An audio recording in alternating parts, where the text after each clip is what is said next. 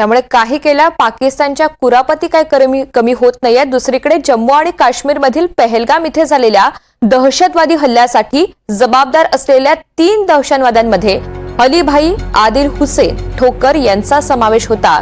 तसंच हाशिम मुसा उर्फ हे नाव सुद्धा समोर आलेलं आहे। आता दहशतवाद्यांबद्दल एक धक्कादायक खुलासा झालेला आहे। त्याचे पाकिस्तानशी असलेले कनेक्शन समोर आले। पहलगाम बंदुकीनं दहशत माजवणारा हा दहशतवादी पाकिस्तानी सैन्यामध्ये माजी पॅरा कमांडो निघालाय।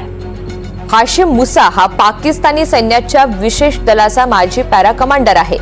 दहशतवादी कटाच्या तपासादरम्यान याची पुष्टी झाली आहे आणि सूत्रांनी दिलेल्या माहितीनुसार हाशिम मुसा सध्या पाकिस्तानी दहशतवादी संघटना लष्कर-ए-तैयबाच्या निर्देशावर काम करतोय।